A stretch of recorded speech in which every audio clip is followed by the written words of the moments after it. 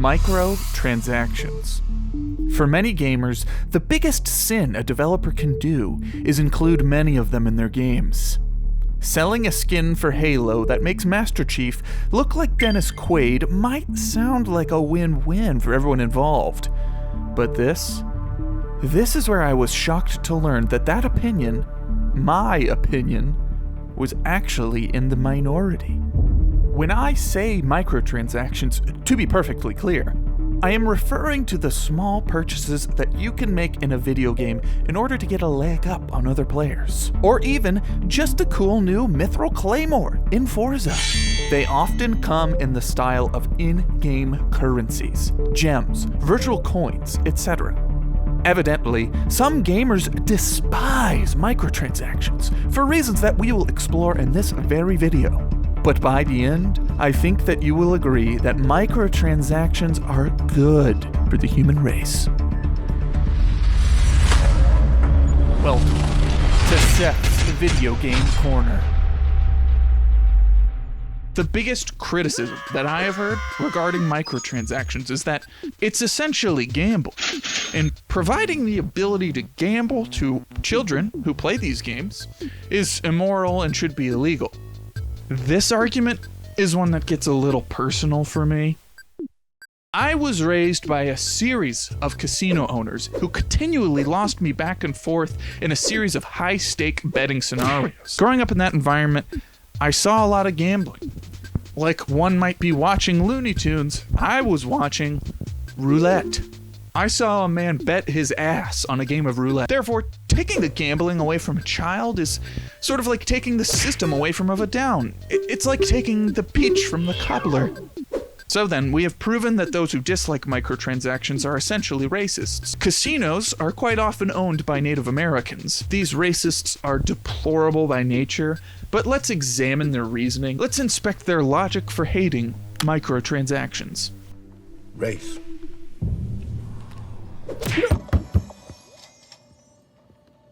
No! I actually bought the skin. No, I bought the skin. Why do gamers hate microtransactions? Well, the first reason, jealousy. Now, as we all know, my personal favorite video game is Candy Crush, which averages a rough profit of $4.2 million from microtransactions, which I will hereforth refer to as small money earnings from consenting customers, which is also referred to as candy in the bank by the executives at King, the developer of Candy Crush. So these deserved small money earnings from consenting customers are earned by developers when someone such as myself spends $1,000 or so on a game like Candy Crush in order to beat it in less than 2 hours. Which I did do, and I now do have the speedrunning record for Candy Crush. What is at the core of gamers' dislike here is jealousy. Some gamers are jealous of my wealth, my skill, my record-holding status in the Candy Crush community. And jealousy, well, it tends to spawn hatred, which leads me to my next argument. Some gamers don't like microtransactions because they're jealous of wealth.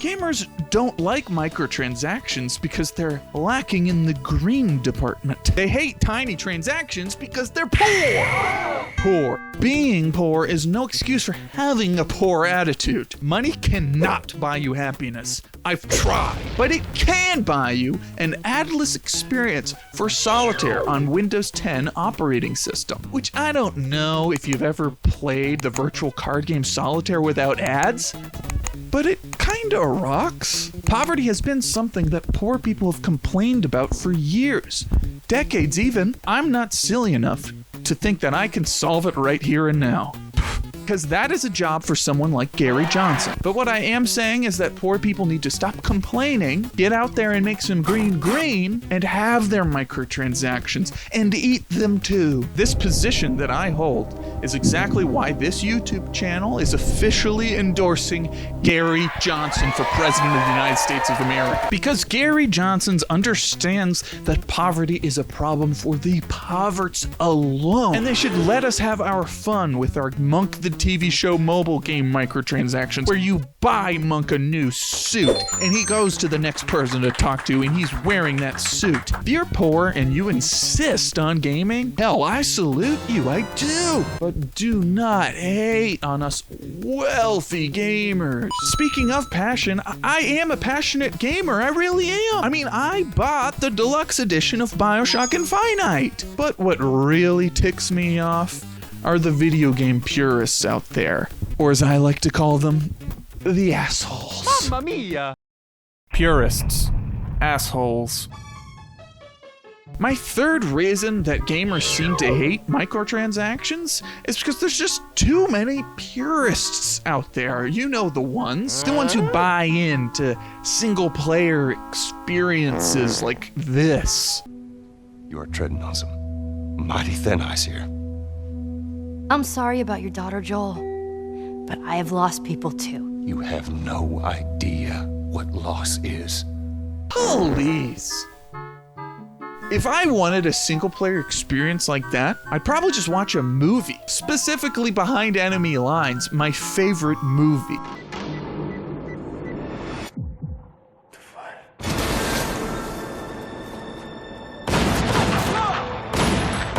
And that's what a really good scene looks like. My second favorite movie is Sahara. These video game purists like to say things like, the game should stand on its own. I shouldn't have to spend more money after buying the game. Which brings me to my fourth and final reason why gamers seem to hate microtransactions.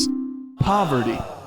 With the national debt as in debt as it is a ridiculous idea to think that Medicare for all is the way to go. In my opinion, student debts need to be paid for immediately. Frankly, they should be doubled for the trouble. And Gary Johnson's needs to be our president-in-chief. This country is fucked. You can't afford the new gun camo for your Call of Duty game. Maybe your priorities are out of whack. Maybe you need to think for one dang second, how can I have money like him? Me. Bottom line, most gamers need to get off their ass and accrue some wealth, like my casino fathers did. So if your complaint about small money deserved consenting monies from customers is that you don't have enough money, then how did you even buy the game in the first place? Checkmate, buddy. Which reminds me of the fifth and final reason that gamers seem to dislike microtransactions. Liars. That's right. Urban Dictionary describes liars as, quote, someone who tells obvious lies just to make themselves look good, but in fact make themselves look stupid and pathetic, purely because they think everyone actually believes them.